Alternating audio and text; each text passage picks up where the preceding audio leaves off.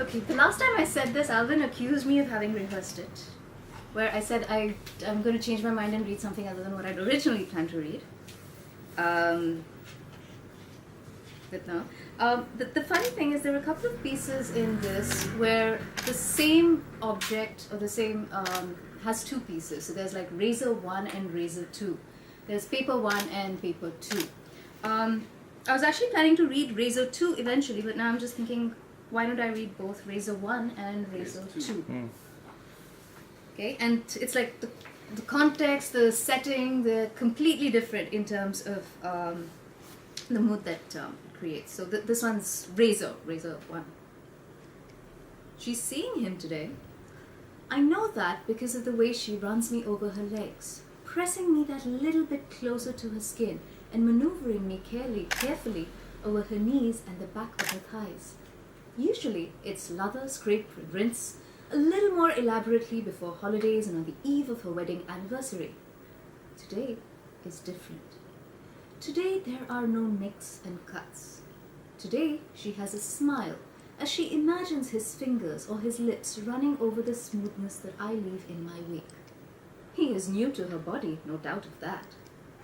Familiarity breeds a certain kind of contempt, one measurable by the length and scratchiness of leg stubble. The patch she has missed, just a couple of inches above her ankle, is replete with that kind of scorn. It will put her lover to the test. Perhaps he would run his hands over the offending portion and politely ignore it. Perhaps he'd make a joke, setting her at ease and accepting her as she was. Perhaps, softened by sweat slick and sensation, he wouldn't notice it at all. But she would, and she might wonder.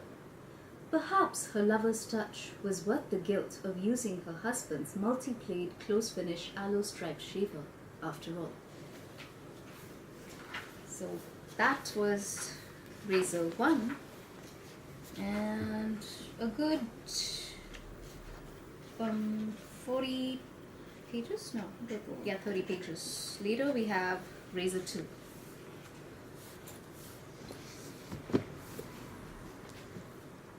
So this one's razor 2. Her fingers wrap around me in a tight fist, straining my brittle length. In a sudden move that surprises us both, she whips my purple-pink body out of its customary perch in a ceramic stand near the side of the bathtub. Her intensity is feverish and her purpose clear as she brings me to the skin of her left arm, a few inches away from the vein of her wrist. My keen blades press against her slightly throbbing lifeline, letting me drink of her thought and emotion. She does not want to die, of that she is certain. But she wants the release, craves the sense of being corporeal and consequential that I can give her. She sobs as the cool side of my thin metal strip grazes her skin. I cannot tell if it's pleasure or pain.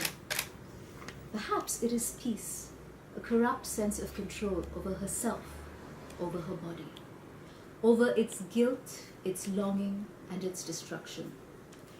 She imagines the crisscross of slashes on her forearm, the thin, light lines blooming to yield tiny rivulets of red that would mingle with each other in patternless purpose, mystifying and revealing. She imagines the drops of blood as they fall from her arm to the self-embossed white tiles of the floor, each orb throbbing with her life, her pain, and her secret stories. She can smell the iron tang, feel the slow burning begin on her skin as the body comes alive in its instinctive defense to stem and heal. If only the mind had equal discipline. Together we see the future, the crusty congealed red hatching against light skin, raised in the beginning but finally flattening out to become scab. Resisting the temptation to pull away the fragile brown sheets, she will wait till the crusts fall of their own accord to reveal tender newborn skin beneath. She will watch as the newborn grows to tough maturity and ages as scars, a permanent pattern of penitence that I alone can bless her with. With a sigh, she moves me down a few inches to her wrist and holds me there for a few moments, a melancholy smile on her face as she contemplates the obvious alternative. In some ways, it seems the most rational thing to do. but we both know she will not do it. Her lust for life is precisely what brought us to this, why we are here now, suspended in the ether between freedom and captivity, pride and guilt, grappling with the obvious ironic cloying epiphany that honesty is not an absolute quality, but a context-dependent and relative state of being. And so it would own her again, bringing back into loving captivity what I could have set free. She throws me lightly away. I hit the wall and land on the floor with a short clatter of plastic pain, and expected yet immeasurable relief at not being needed. Not this way. She pushes her hair back from her face and stands up. Moving to the basin, she laves her tear-burnt eyes, exhaling at the cool relief.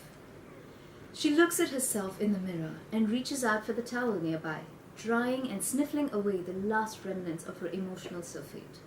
For now. Halfway out of the bathroom, she halts. A self-reprimanding click of her tongue, and she walks over to where I lie, abandoned, bends down, picks me up, and places me back on my little shelf next to the bathtub. And then she is gone, the door shut behind her. Thank Thank you. There's one thing that I've always wanted to ask, being your publisher. Mhm. Prose or poems came first for you as a writer? Poetry. It's always poetry. Always poetry. And you've been practicing it for how long? That's the secret. I have been abusing it for many, nearly 3 decades now, because I've been told when I was about 5 and people asked me what I wanted to be, I said, well, I want to be an astronaut or a poet. And these were the two things I wanted to be. And obviously then I was probably writing stuff like the cat sat on the mat, or I don't know, equivalents, very profound equivalents thereof. But yeah, I don't know, poetry for me has just been, when I read other poetry, I mean other people's poetry, I'm told I'm smiling. I don't know it, but sometimes I feel like I'm smiling, you know, and I could be sitting all alone in a room, but something inside me lights up when there's poetry involved, and I just love it. Okay, that's interesting. I can't explain why, but I just do.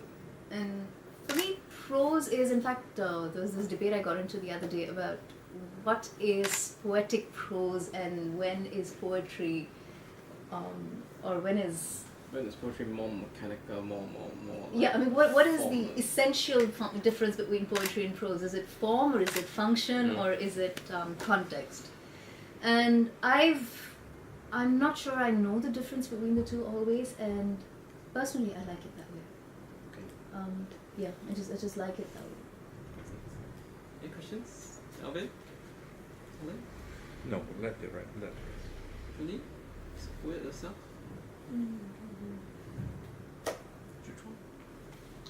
Maybe just to share something. I think recently there's this debate in Taiwan about, because in Chinese it's called sanwen, which is prose. Prose, And essays. Yes. More Creative defined as essays. non-fiction. Yeah. It's Yeah. the term is Okay, creative non-fiction.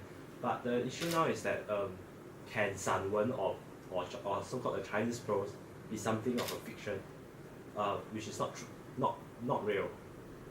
Because for the Chinese, right, when we write something that is not real, it would be novels, something that is 小说. It's made up. Yeah, that is made up. But when we talk about prose, right, for Chinese, it has to be real, something that happens to you. So there's this debate because there's a person who got an award because he wrote a prose which is not real. So this is this is one debate that is happening In the Taiwan English now. portion of writing, we don't have. Oh, hence creative non-fiction. But It's even- becoming something quite. It's become very prominent, creative non-fiction. Yeah, it's I mean, become a genre of its even own. the It was always universities quite fluid teaching it, before that, but there is now this field that's becoming quite hard. You take a degree in it. That the Chinese have been doing for hundreds of years. They call it sanwen, but Yes. essentially now, it's fashionable to call it creative non-fiction, Okay. where you use literary techniques, but essentially your base material is supposedly non-fiction. And again, you get into these debates about, is it real, is it not real, and then different people will talk about, The degree of Yeah. reality or factual material that has to be in it before it starts to become Non-fiction. blurred, and Truman Capote's book, it turns out, has a lot of fiction in it. Because for Chinese, I think they are quite insistent that it has to be real. It has to be something that really happens to you, and you write it as a prose. As a personal account. Yeah, as a personal Yeah. account. Otherwise, it will become a novel, 小说. 小说. Sounds like a blog post. Yeah. I'm So sorry. that's the Mhm. debate that's going on now. That's Okay. interesting. But in a sense, when Which gets me to the just to make a point. Do you consider poetry to be fiction or non-fiction? Or it depends? I can throw that question to both Krishna and Yeah. Jolin. I mean, her poems are personal. How? Yeah. Yeah, something They're else. at times. embellished. I would say all writing is fiction. Yeah, that's the other. I mean, you are never stating absolute fact, are you? There is some sort of a balance that comes into it, even if you are trying to be very categorical about it. And the moment that balance comes in, there is an element of fiction because you simply cannot put any evidence to show that this is exactly what it was. So, to me, all writing is fiction. I mean, I've written academic papers, I write textbooks for heaven's sake, and yes, those are like some of my best works of fiction in that sense because. Okay, That's why the don't let my boss economy is hear in the that. shape it is now. But no, I mean, seriously speaking, I personally would think it's all fiction. Interesting. Okay. I have a question.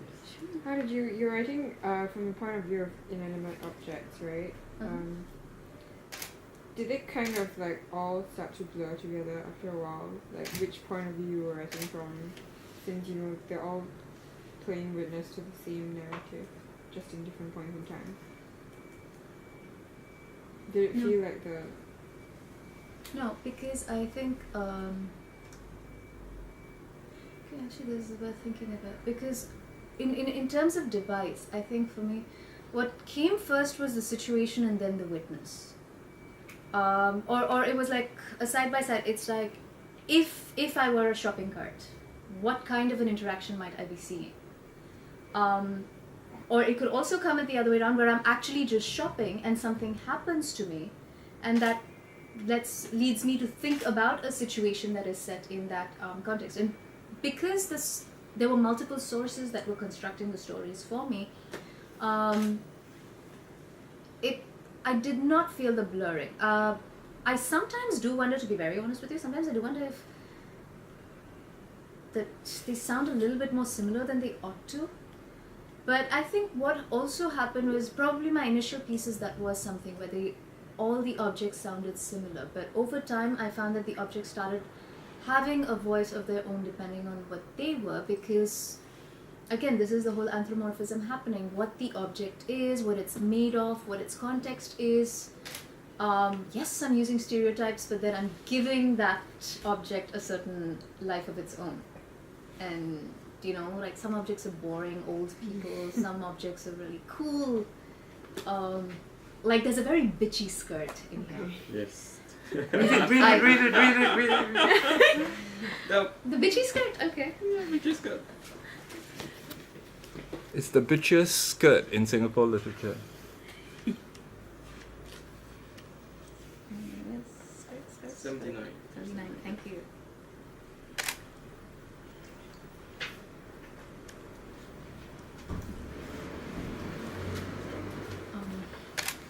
Skirt. I am the almighty border between that which can be and that which ought not to be, the line parting sacred from profane. I reveal and inspire judgment. I hide and so ignite desire. My sway is considerable. I define her gender kind, sometimes invading her own mind to confer labels with my len. Confident, eager, graceful, I empower and emancipate. Riding up high, I'd make her uncomfortable, though she knew I would the day she tried me on in a 4x4 room with bright lights that showed every bulge and blemish. Not once, but in infinite multiples, in the mirrors on all sides. She checked what showed, after she checked if her butt looked too big. Bitch that she is, she blames me for what she knew she was getting into. Small hands smooth me down, but the lines don't fade. She smiles, looking at the creases in my dark fabric. They are tragic against the smoothness of her skin, but for how they got there. Alone at last, she pulls me off, sliding me down her legs, the soft friction a sweet memory of touch and more touch. Forbidden, all that I had hidden is now naturally revealed and so rendered sacred. If it were always this way, perhaps I would remain unwrinkled. But bitch that she is, she couldn't wait. I have a question for you. Sorry, you first. Okay, that question was how did all these objects came about? Do you have the list, or you had envisioned it in your mind? You know, everything was in the house, and you knew what objects that would be telling the story. Random.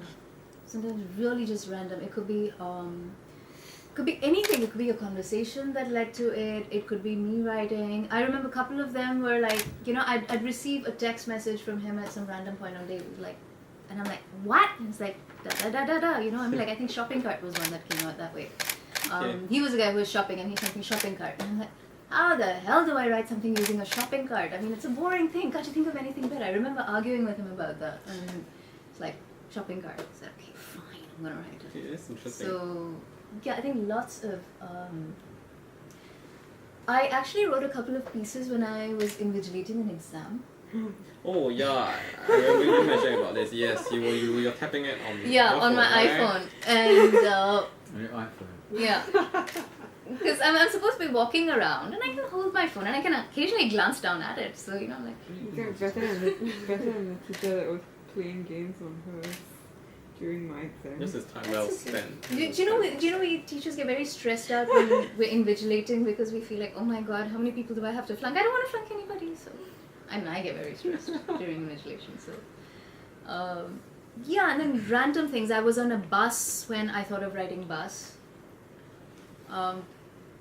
So most of it is perceptual. I guess these objects come up. There are two things that happen. The objects are present, but the context in which I use the objects may not be that. I could be using a completely different context, but marrying it with the object that is present to create that little story. So but the objects are usually like impulse stimuli, and I end up writing them almost immediately. Any object that got cut out at the submission of the manuscript that I didn't get to see? I'm thinking. We almost cut Ring out, I think, and then I got very sentimental about it, and I said, let's please keep it in. But before the submission, I'm just thinking. or is everything just submitted? No, I'm sure there's stuff that's been cut out, but it probably didn't even, it did not make it into second draft. Because I write, and if I don't like it, and I just junk it right away, I've started learning to be ruthless. I mean, okay, once you delete 80,000 words of prose from a 120,000 page book, it's like, whatever, if it's good, I'll write it again, kind of thing. So, and they don't even exist in my consciousness. They're probably there on my computer somewhere. I don't even know if they'd have a title, but not in my stream of consciousness. Any question? My question was, which one of the pieces did you like? Or hate? Either which way. Skirt. I don't like Skirt a lot. Okay. Partly because I heard you read it with the ones at Arthur and of course now here. And Skirt is the one that, I don't know, it's one of the stronger pieces. The voice is always the strongest in there. The other one that I do like, let me see. Lipstick is the other one. Lipstick is the other strong one that I like. I know it's an object that is able to provoke reaction. It's two objects are able to, especially the lipstick. It's a beautifier. I think that's the best way. Whether you're male or female, you do use it. You are a performer on stage. All right. In theater, you gotta put on makeup. I'm like, and I must have misplaced mine. lipstick. And I mean, it might not be so common in Singapore, but I'm sure in say Japan, the male young 20ish, 30ish, they do put some form of makeup. You see that in elsewhere in Taiwan. I guess Singapore, we haven't reached that stage yet. Let's hope we do not really need to go into that because that's more money to spend. I'm sorry. Yeah, those are two strongest pieces that I did enjoy a lot. Have you ever thought about, this is even you, assembling the objects, you know, and doing like a photo show, a gallery, or some sort of display? I did. Because it's such a visceral thing, right? They're based on actual objects that you see every day, but you know, and especially given books, actually, it's, you know, so much of what you do is about intriguing objects, each of which suggests a story, which is basically what I did. I know where to get a shopping cart. I have an existing door. I did. It did cross my You have mind. a skirt, But I got to figure out how to do this exhibition, and it's something that I'm trying to propose to Arts House. And because Arts House is always happy to support, so he sort of let the cat out on the back for me without even knowing. It's something that I'm trying to figure out how to propose it to Arts House or Sculpture Square because they run both space, and I work very closely with Sculpture Square. They have a nice space, nice chapel. So this will be happening. I'm proposing to have it next year because if I have it this year, it's going to clash with too many things. But have a dedicated exhibition of objects. You could even do a multimedia thing where you have a recording of someone reading the object, and when you pick it up, you hear it.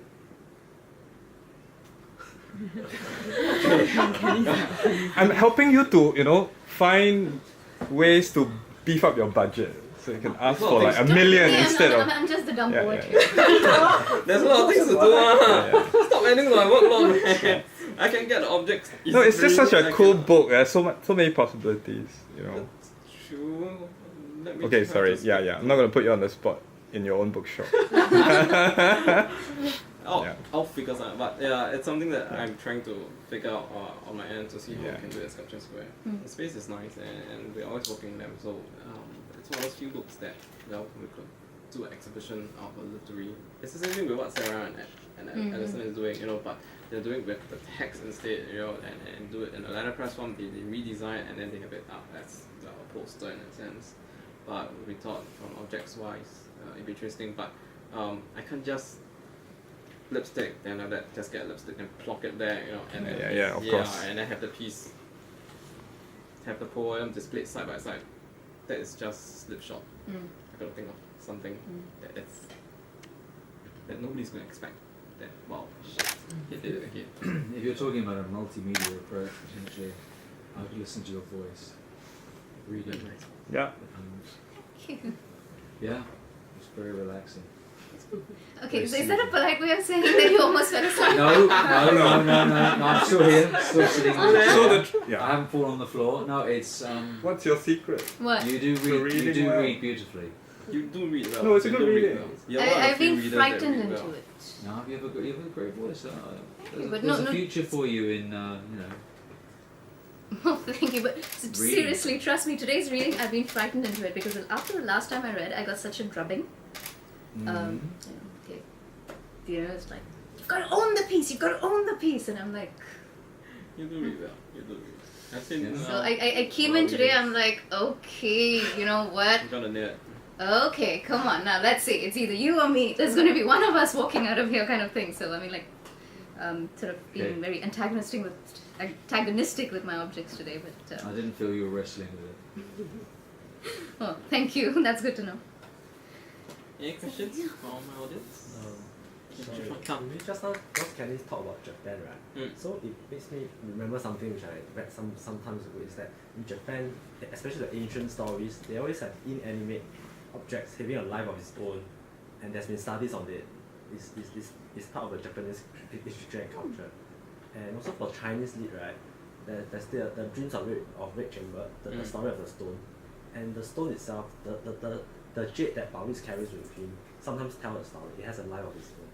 So these are some of the things that makes me, That does sound familiar because it's like there's a lot of ancient Indian literature, Sanskrit literature, where you have many stories which are told by inanimate objects that come to life. Okay, I mean, like, I'm using inanimate very broadly here because it could be from objects, elements of nature like trees or the wind, to completely inanimate objects like a statue coming to life and Or the broom. telling a story, Or just a or broom. well, usually it tends to be something a little more glamorous because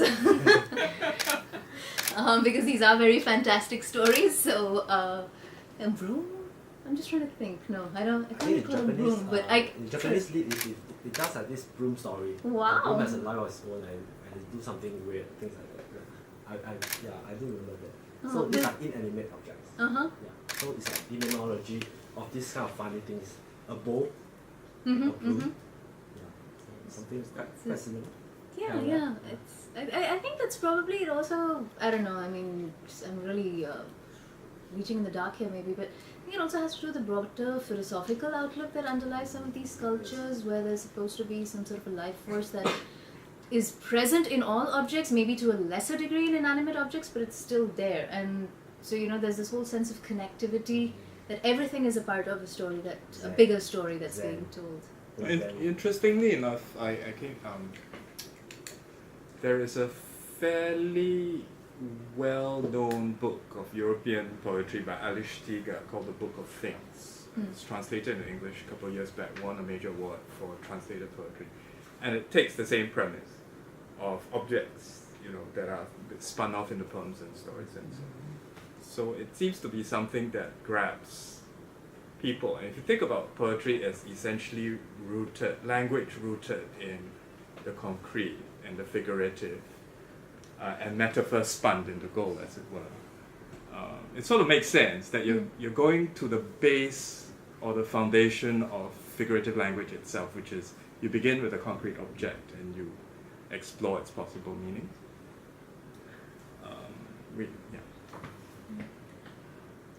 I mean, but to be very honest, for me, it's probably a very functional thing that I write with inanimate objects, because when I put myself in the poem, it's the only way I can use first person. Let me put it that way. Otherwise, I try writing first person, man, I sound so holier than thou, and so it's like self-righteous and like, good Lord, I'd hate myself after reading it. It's like, good Lord, where did you get all these ideas from, kind of thing. So the only way I can write in first person is by borrowing another identity. And I guess, that's what's... So I'm really hiding behind the objects here in that sense. Okay. Do you see... Okay, my last question before and I read one more, then Yeah, and then one more. Okay.